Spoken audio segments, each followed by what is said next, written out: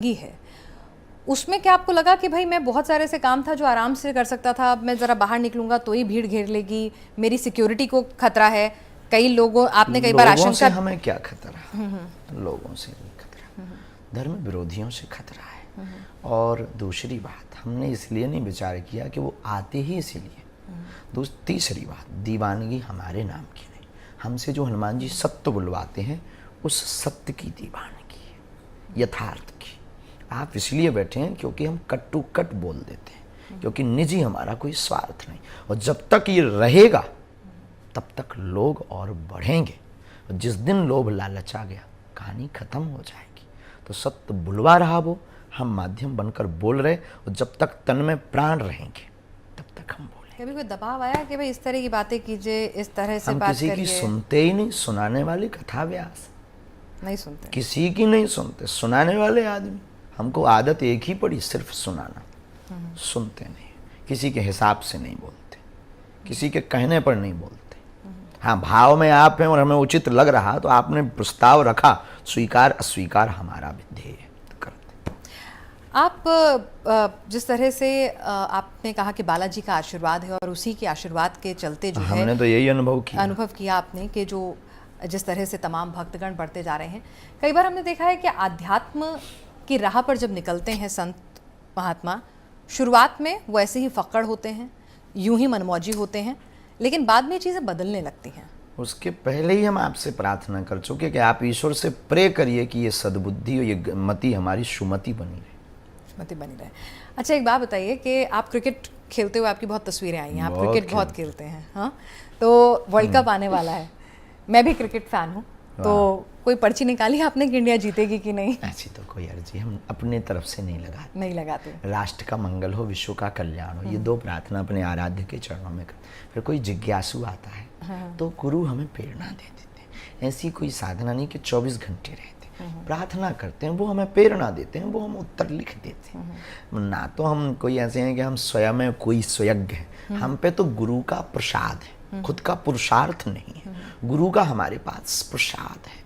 प्रसाद के बल पर हम प्रार्थना करते हैं। वो जो चेतना है, अष्ट सिद्धियों की जो चर्चा है, वो सिद्धियां हमें संकेत देती हैं, हम पर्चे पर उल्लेखित कर देते हैं और भगवत कृपा से वो सत्य निकलता है। आपने अपनी सिद्धियों की बात की, कई लोग आपकी आलोचना करते हुए ये भी कहते हैं कि भाई अगर आपके पास इतनी सिद्धियां हैं तो आप अनिष्ट होते हुए, चाहे वो जोशी मठ में जो कुछ हो रहा था वो, या फिर अभी हाल फिलहाल में कुल्लू मनाली में बाढ़ आ रही है, या ट्रेन का, तो सब लोग ये पूछते हैं कि भाई अगर वो गुरु ही क्या जो हमें जो अनिष्ट होने वाला है उसको लेकर वार्न ना कर सके, थोड़ा बता ना सके, अगर वो शक्ति सही जगह इस्तेमाल नहीं हो रही? वो इंसान ही क्या, दशरथ जी के पास वशिष्ठ जी कितने दिन से नहीं थे, लेकिन जब तक दशरथ जी गुरु की शरण में नहीं गए, प्रार्थना नहीं की कि हमारा चौथापन आ गया, संतान नहीं है, तब तक गुरु ने रास्ता नहीं दिया और रोज मिलते थे।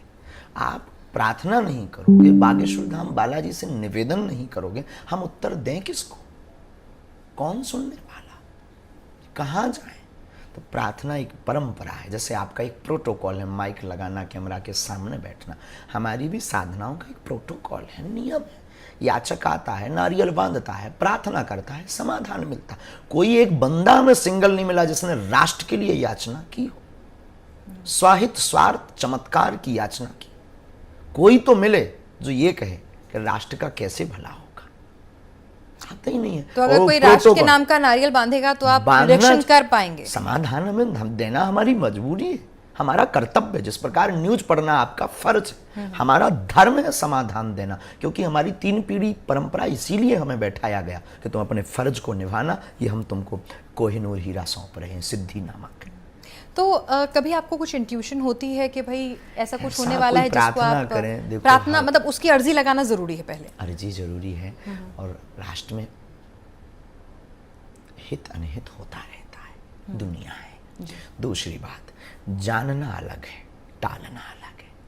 राम को भी पता था, भगवान राम को, कि जानकी का हरण होगा, पर क्या वो रोक पाए? भगवान कृष्ण को भी पता था कि महाभारत युद्ध होगा, पर क्या वो रोक पाए? तो जानना अलग होता है, टालना अलग होता है।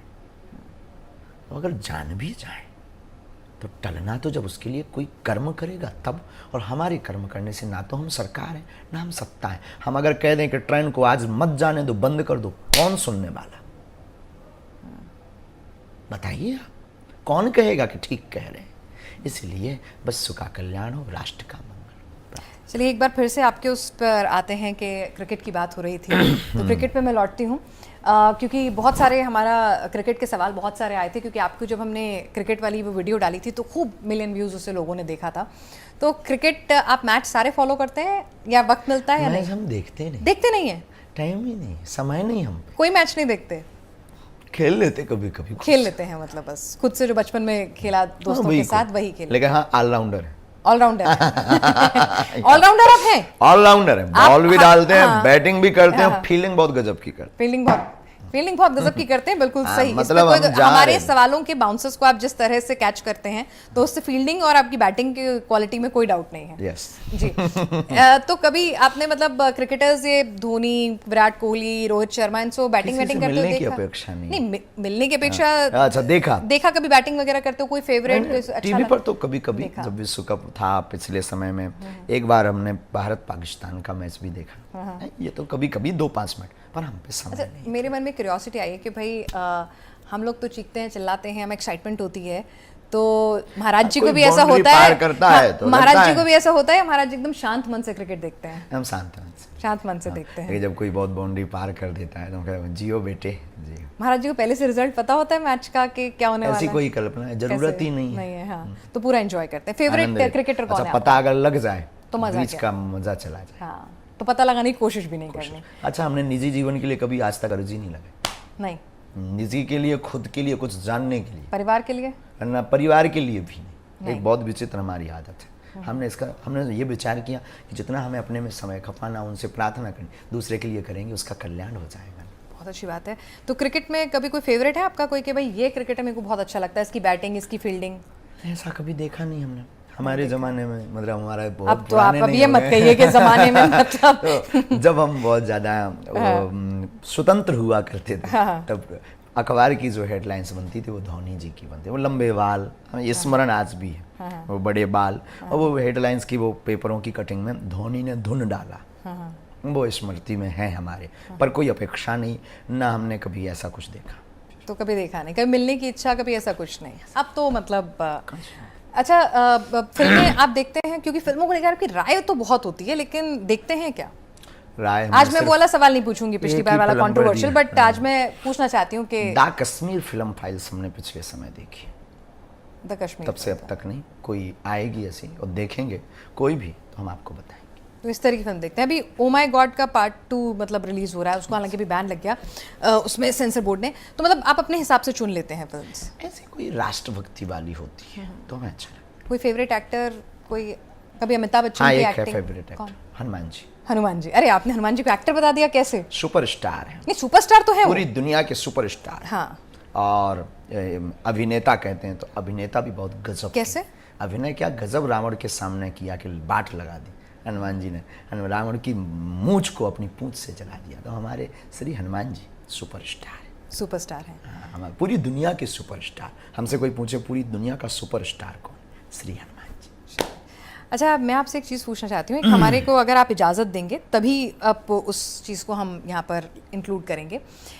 एक रैपिड फायर राउंड खेला जाए आपके साथ। एक शब्द दूंगी, जो दिमाग में पहला शब्द या पहला सेंटेंस उस शब्द के बाद आए, आपको वो बोलना है। एक शब्द समझे दूंगी। नहीं, फिर से। जैसे मैं आपको एक शब्द दूंगी कि भाई मैंने आपसे कहा हनुमान जी, जो पहला विचार आए आप वो बोल दीजिए, सोचना नहीं है।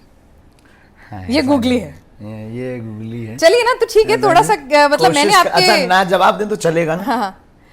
हाँ, आपसे उम्मीद नहीं है ये वाली। नहीं, करनी चाहिए कभी कभी। नहीं, ये वाली आपसे उम्मीद नहीं है, आप तो उम्मीद तो हमसे ही रखनी चाहिए। बाकी नहीं, ये वाली उम्मीद आपसे नहीं है, कोशिश क्योंकि करते देखिए हैं। आपने जो आज तक सवाल हमने खेला नहीं। तो खेल लेते हैं। नहीं, आपको कोशिश नहीं करते अच्छा लगेगा तो ठीक है, आप देखते गुरु हैं, हैं, आपका दम के सम्मान है, देखते ठीक है ना?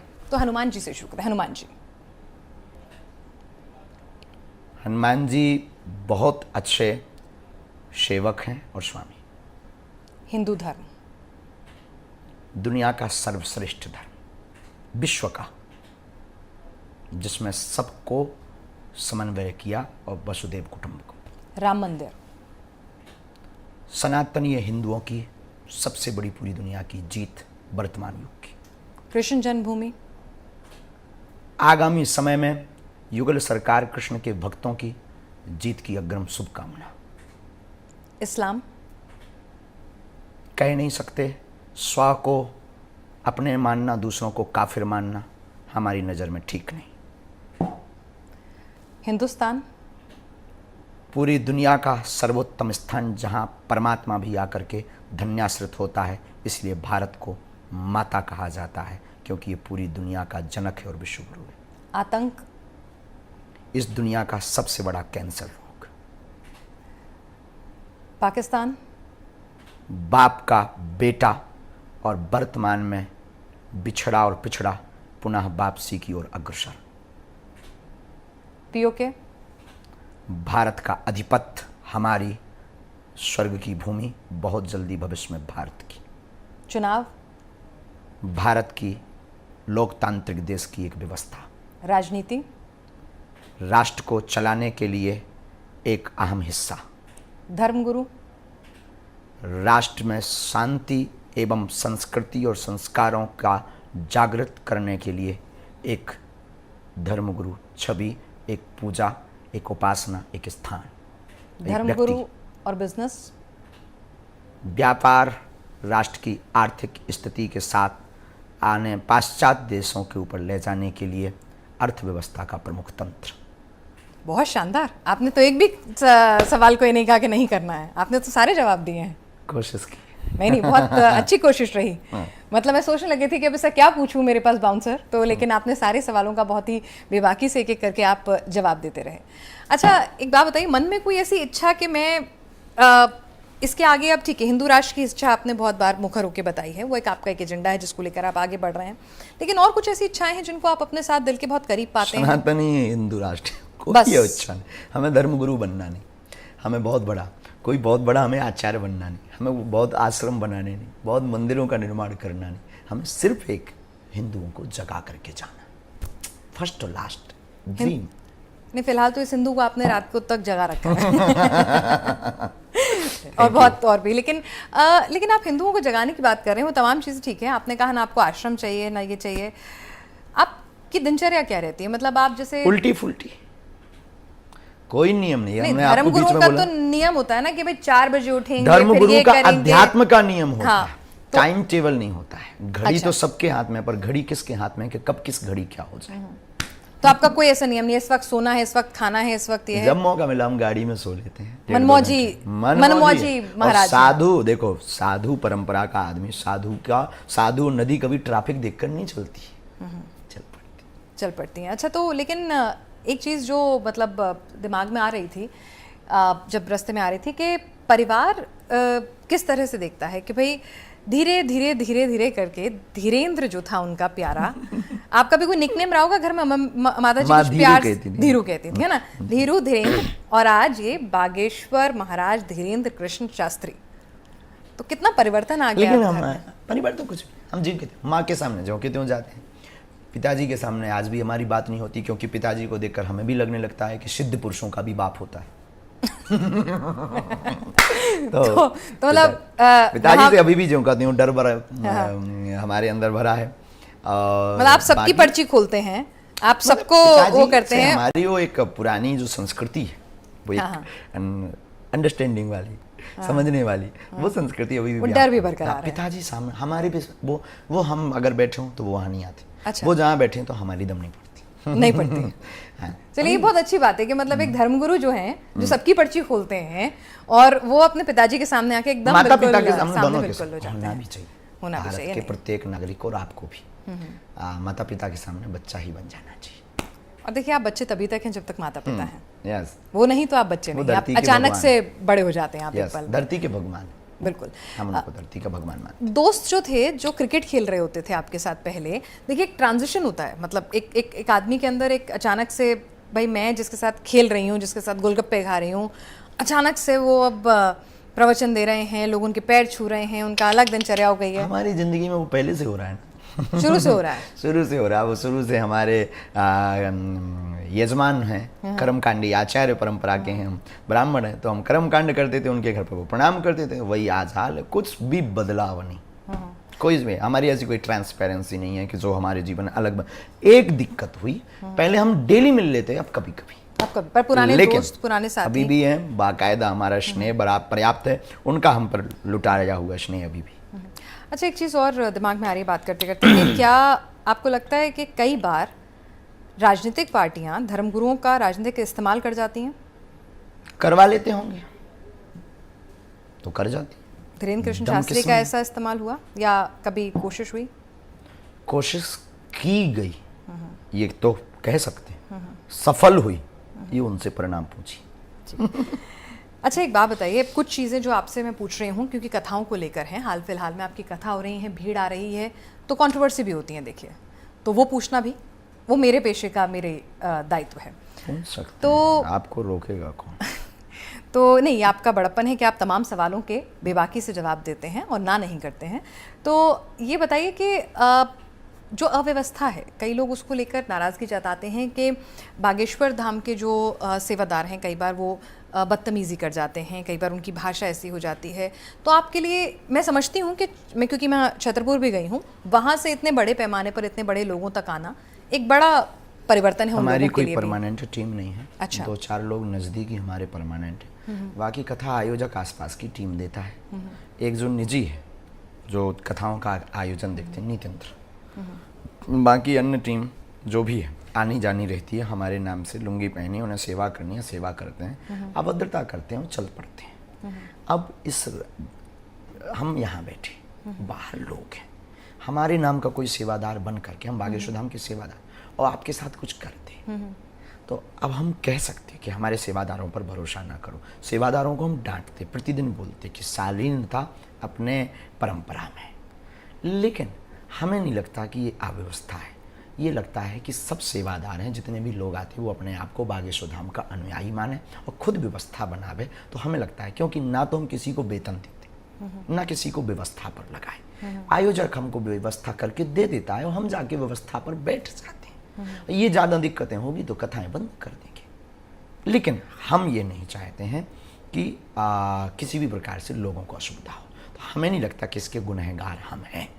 लोग हैं, आने जाने हैं, अपना नाम फेम कमाने के चक्कर में या फोटो खिंचाने के चक्कर में चंद समय के लिए लाभ लेने के लिए वो सेवादार कुछ बन जाते हैं जो ऐसे कृत्य कर देते हैं। उनके लिए घोर निंदा, उनको डांटा भी गया, बहुतों को भगाया भी गया। हाँ, क्योंकि अभी एक फोटो वायरल हो रहा है, वीडियो हो रहा है, आज की कथा से ये शायद, अगर मैं गलत नहीं हूँ तो, कि एक महिला को एक सेवादार हाथ से उठा के इस तरह से पूरा पता लगा, वो बाहर कर रहा है। आपने देखा वो वीडियो? हमने देखा है, और वो बल्कि धाम का सेवादार, अद्भुत बात है। अच्छा, वो शख्स सेवादार ही नहीं, सेवाधाम तो का मंच के सेवादार। इतना करीब कैसे? धाम जहाँ कथा होती है, तो आप आयोजक हैं और आप आयोजक की टीम के साथ आ गए, 200-300 लोग रहते ही हैं टीम के, वहाँ के आसपास के। अब उनके बीच में से कोई आ गया या उनके साथ में आ गया या कोई कालनेमी रूप धारण करके आ गया, क्या करोगे आप? किसे रोकोगे? हम तो व्यासपीठ पर रहते, तो बड़ी विचित्र स्थिति है। तो ऐसी स्थितियों से आप कैसे टैकल करेंगे? देखिए महाराज जी, लोग ऐसी आपके लिए आते स्थितियों से हैं, या तो आगामी समय में लोग आपके लिए आते हैं, हाँ। लोग आपके नाम से आते हैं, बिल्कुल। लोगों को कोई मतलब नहीं है कौन आयोजक है, कौन है, क्या कर रहा है, किसने टेंट लगाया, किसने भंडारा कराया, किसी को कोई मतलब नहीं है।